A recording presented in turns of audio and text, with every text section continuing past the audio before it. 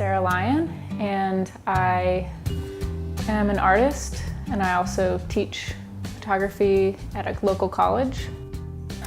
This camera is the first camera I ever started using. My dad bought it when I was born. It's a Canon AE1, and he had bought it to take pictures of me as a little kid. And that was the camera I found when I was 18. And it's been through a lot, but I've used it ever since, constantly. I took that camera with me to college, and I just continued documenting my life and ended up taking a photo class like halfway through college.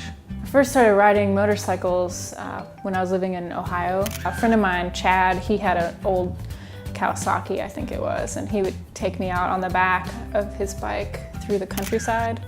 And I would call him a lot, like, can we please go for a ride? Like, I loved it. I loved riding on the back and just the feeling of the whole experience. And one day he was like, well, do you want to learn how to drive it? And I had never even considered it. This is the Yamaha that I took on the first cross-country trip. I spent 80 days on the road, and it was about 9,000 miles. This has been a trooper. We've had a few wrecks together. A few broken bones. But this is a notebook I had in my tank bag. It was on the front of the bike, and this is all of my friends who I was going to go see. It was also my calendar, and then I started collecting ephemera, postcards and stuff. This is one thing I'm really glad that I kept, and if I would suggest, if you're going on a trip, to keep a journal. I like handwriting because it's more personal, and then taping stuff in.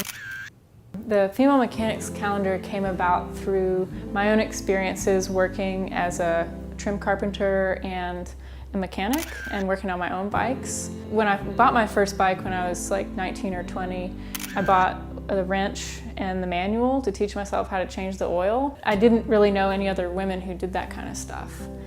And when I did my first cross-country trip on the Yamaha, I had to stop in a lot of bike shops because I was having issues with my carburetors, and I never really saw any other women who were working in those shops. When I came back, I wrote a grant to the Kentucky Foundation for Women to do this project, photographing female mechanics, because their whole idea is that your project's supposed to be feminist. And I was like, well, what is the most feminist project I could do? And that's kind of what I wanted to ride the bike across the country again, and thought it would be, really interesting to meet other women who worked on stuff. The calendar is an activist project because, for a lot of reasons, my main point was giving positive representation to women who work in the field of mechanics, and to show that there are women out there who do work on stuff. Just to see examples of that is empowering for women themselves, I think.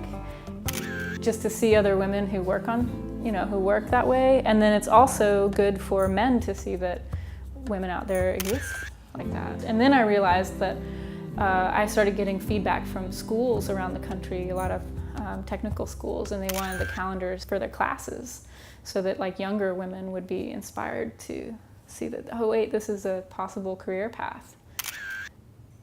The trips just were really good examples of